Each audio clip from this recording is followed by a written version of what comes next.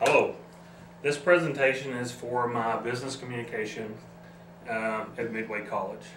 My topic is how important deer hunting is to us Americans. The population of deer is exceeding our hunters, and you know, all the population is going up and it's not going down because we need more hunters out in the woods. My topic is, deer hunting is the most popular big game sport in North America.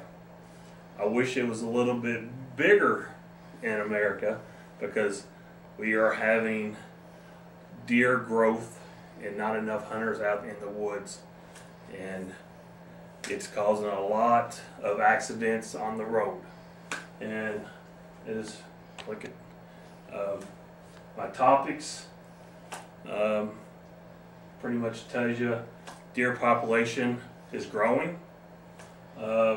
Overpopulated deer is causing more accidents. Billions of dollars in destruction to all our crops. And also lifestyle is being too much urbanized. Can I ask a question to the audience? I hunt.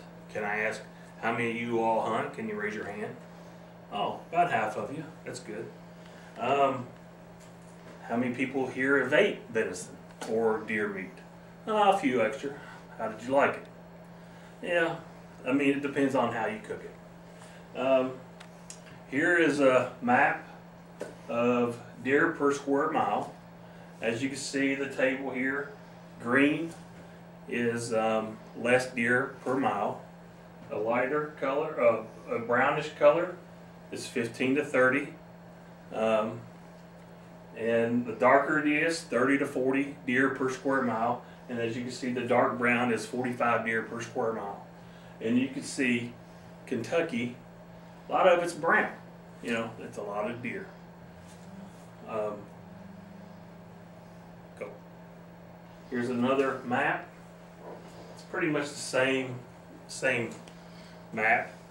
A little bit more detailed, as you can see up in the graph. The darker color is the more populated, and you can see it's more green as you go out west. And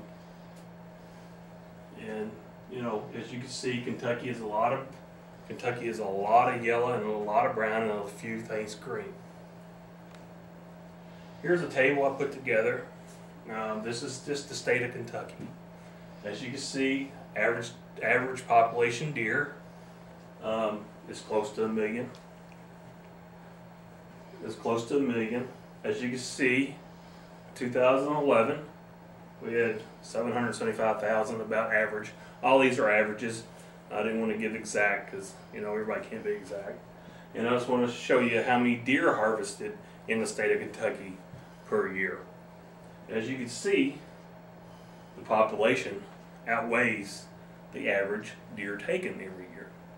Right. Car accidents. Here's another topic.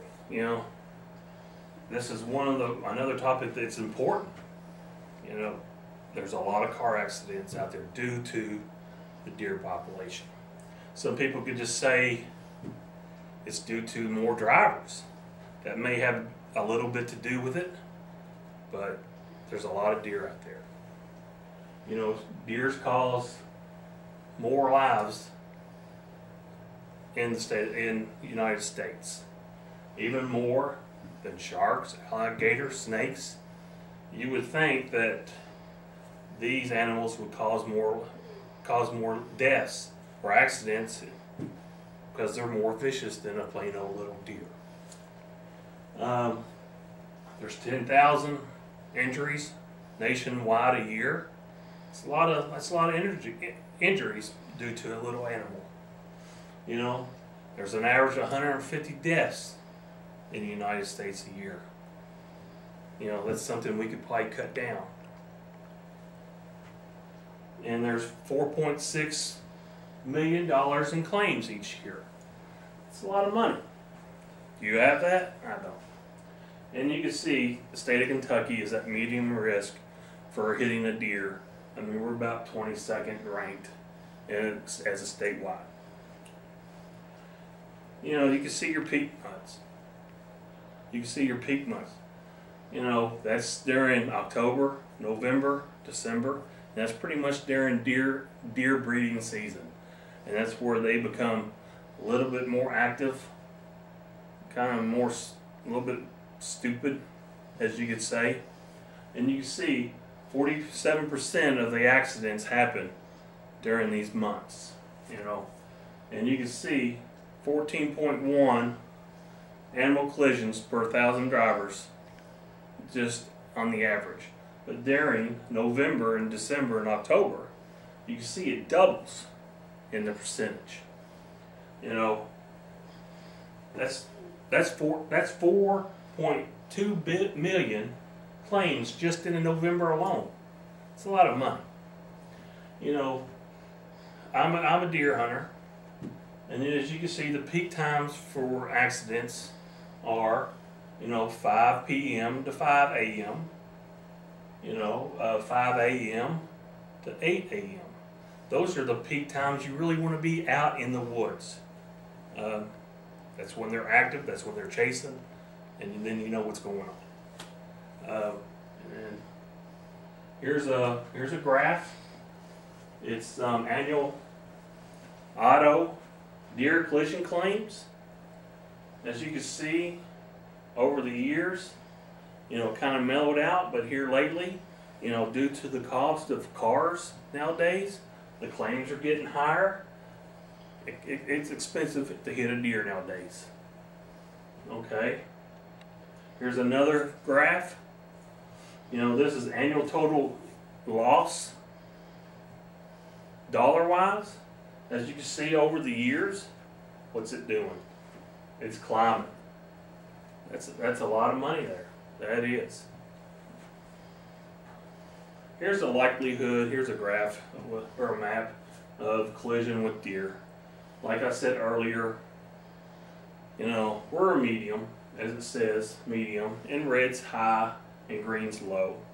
But you can see all around us, pretty much, we're at high risk.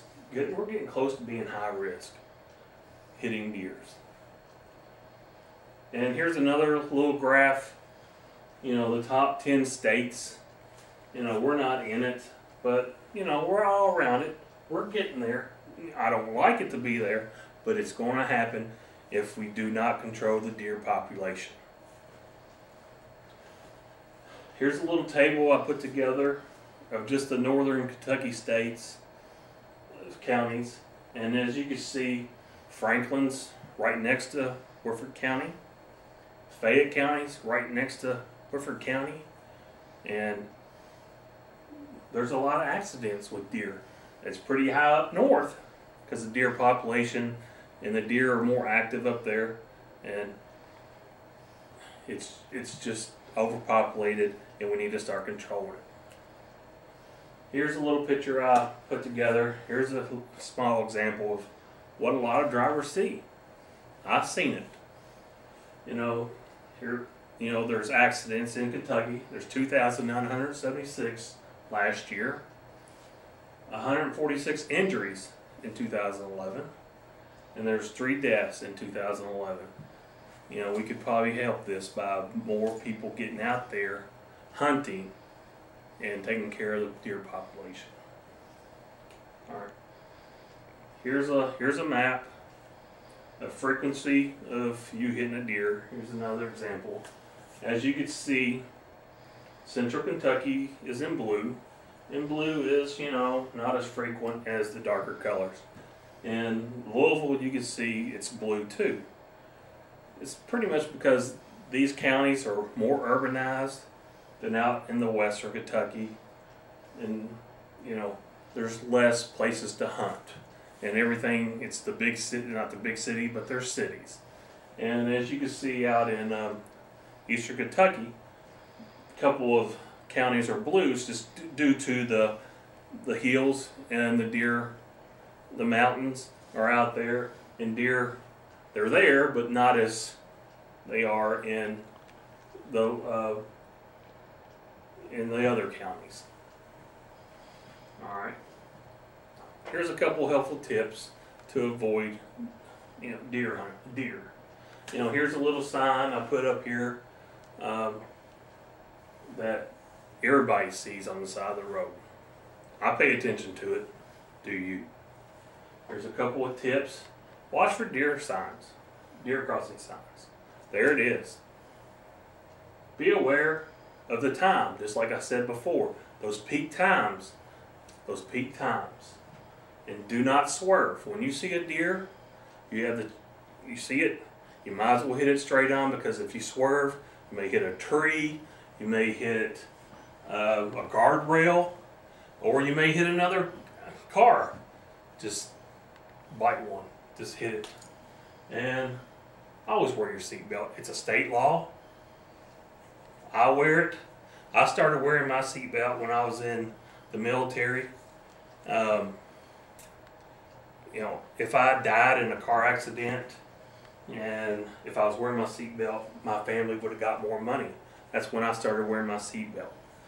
I've been wearing it since 1988, full time. Here's another point. Crop destruction. This is huge in the United States. I've witnessed a lot of crop destruction just from the years I've hunted.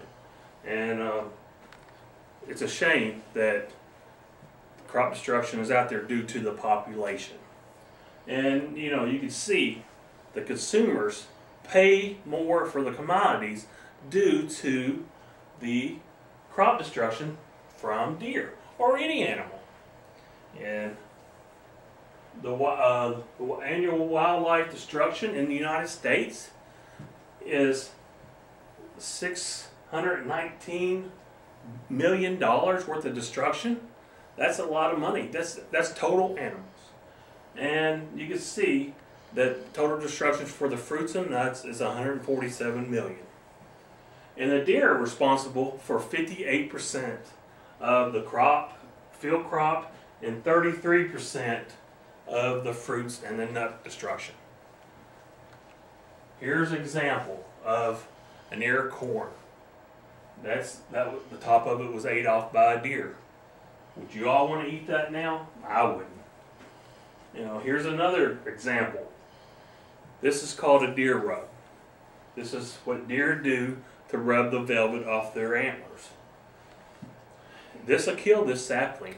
Taking all the bark off that tree will kill it eventually.